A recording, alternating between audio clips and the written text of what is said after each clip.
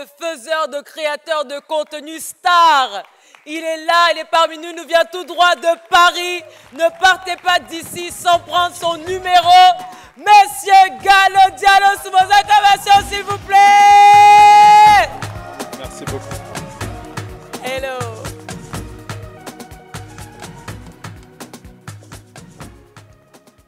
Bonsoir à tous.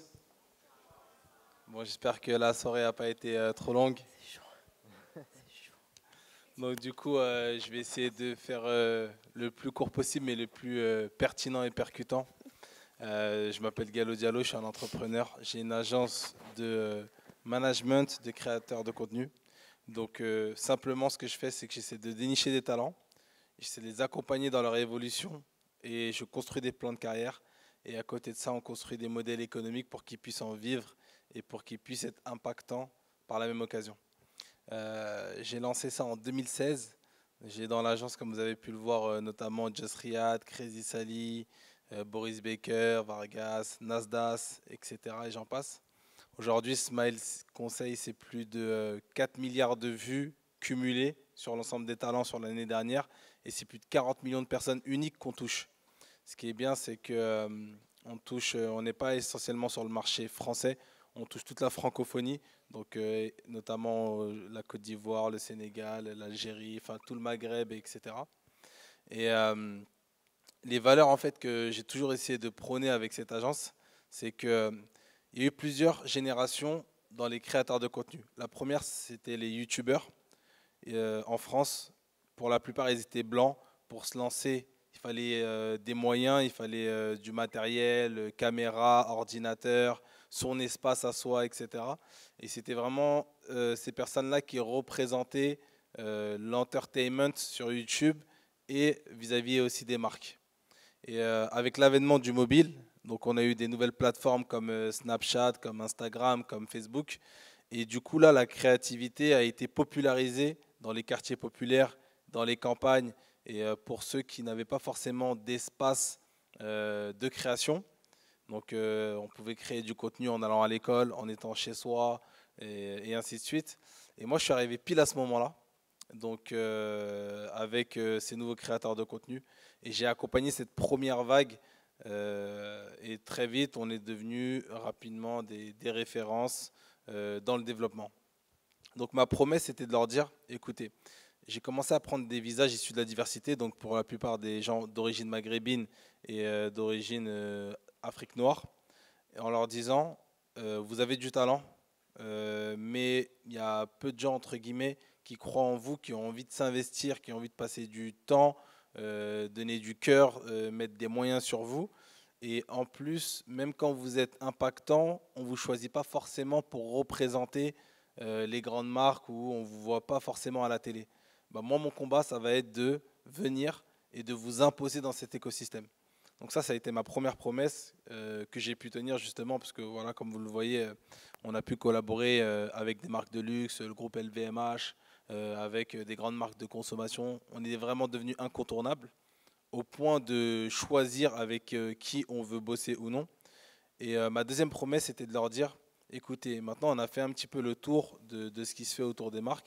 C'est très cool. On construit encore des choses avec elles, on crée des synergies qui sont très bien. Mais j'ai envie que vous possédiez, vous aussi, vos propres marques. Parce que vous êtes impactant lorsque vous faites de la promotion, vous construisez le fonds de commerce de la marque, mais vous construisez un petit peu moins votre fonds de commerce. Et ce serait bien de faire les deux, de continuer à faire des collaborations avec les marques, mais également de détenir ses propres marques. Et ça, c'est vraiment le stade où, lorsqu'on devient vraiment très influent et qu'on a réellement un impact, et qu'on peut se permettre de lancer des projets qui vont connaître un succès. Aujourd'hui, quand on prend le marché des États-Unis, Kylie Jenner n'est pas devenue milliardaire grâce au placement produit, mais elle est surtout devenue milliardaire grâce au fait qu'elle ait lancé ses propres marques, donc de cosmétiques. Et à côté de tout ça, donc ma deuxième promesse, du coup, c'était de leur dire, voilà, maintenant que vous êtes imposé dans l'écosystème, devenez encore plus impactant, devenez propriétaire. Et le fil rouge de tout ça, c'est de se dire que vous êtes impactant, vous avez une grosse communauté, mais vous n'êtes pas là pour vous enrichir essentiellement et vous n'êtes pas là juste pour faire de l'argent. Vous devez aussi apporter votre pierre à l'édifice dans la société de manière globale, et vous devez justement utiliser votre communauté, utiliser votre leadership à bon escient. Donc très rapidement, à côté de Smile, j'ai créé Smile Mouvement. Donc Smile Mouvement, qu'est-ce que c'est? C'est du coup une association qui permet de mettre en avant les causes, qui permet de mettre en avant, de faire des levées de fonds pour des nécessiteux ou pour des causes qui nous tiennent à cœur. Et très rapidement, on a pu faire partie de la Love Army, lever plus de 3 millions d'euros pour les Rohingyas lorsqu'il y a eu le massacre de ce peuple en Birmanie. On a pu également faire des récoltes pour les sans-abri en France. On a levé 200 000 euros l'été dernier pour leur venir en aide. Et à côté de ça, on a aussi beaucoup de projets sur l'Afrique, sur la zone du Sahel avec la reforestation. Donc on sait que c'est important aujourd'hui de planter des arbres avec tout ce qui se passe en termes d'écologie. Et donc on essaie de mener beaucoup de causes. On essaie d'utiliser l'audience et l'aura que peuvent avoir les créateurs de contenu pour faire du bien autour de nous. Et c'est ce qui me permet de tenir dans cette jungle qui est les réseaux sociaux. Comme on le sait, il y a du positif et du négatif sur les plateformes. Et je pense que si je n'avais pas ce côté engagé, si je ne me sentais pas utile, je pense que je n'aurais pas pu tenir dans la durée. C'est vraiment ça qui me fait tenir, parce que j'ai envie, par le même effort, cocher plusieurs cases.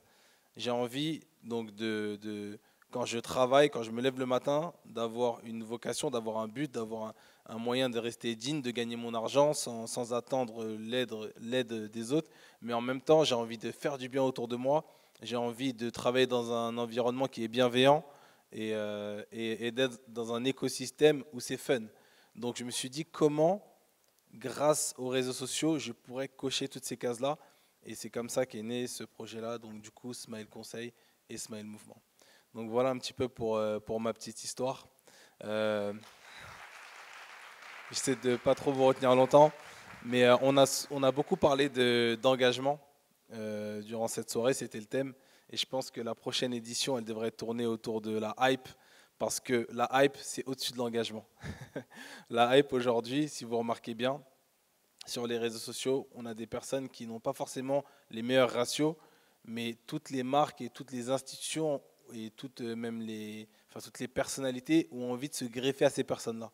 Parce qu'elles ont réussi à créer, en restant authentiques, en créant du contenu et en ramenant leur délire, ils ont réussi à créer une bulle. Enfin, je dirais même que c'est plus qu'une bulle, mais vraiment un monde. Et la hype aujourd'hui, tu peux ne pas avoir énormément d'abonnés, tu peux ne pas avoir énormément de vues, tu peux ne pas avoir énormément de commentaires, mais finalement, si tu as une bonne hype, les gens vont quand même vouloir collaborer avec toi, vont quand même vouloir créer des synergies avec toi. Et je pense que la hype aujourd'hui, c'est au-dessus de l'engagement. Et voilà, c'est vraiment ça le message que je voulais passer. Donc j'espère que la prochaine édition, elle tournera autour de ça et que je pourrai faire une petite intervention pour vous expliquer comment on construit une hype, justement. Merci. Yes! Gallo Diallo, mesdames et messieurs, on applaudit encore bien fort pour lui, s'il vous plaît. Sachez qu'il ne part nulle part ce soir parce que son avion, c'est demain. Donc, il est calé avec nous ici à Abidjan. Faut pas le laisser partir. J'ai dit, vous me remercierez l'année prochaine, à la prochaine Adicom Days, avec pour thématique hype. C'est ça, non, Kaï? Kaï, où? C'est ça? La direction a dit OK. La direction a dit OK. Il sera là encore l'année prochaine. On applaudit encore bien fort pour lui, s'il vous plaît. Merci beaucoup, beaucoup, beaucoup, beaucoup, beaucoup. Et maintenant, lumière, suis-moi.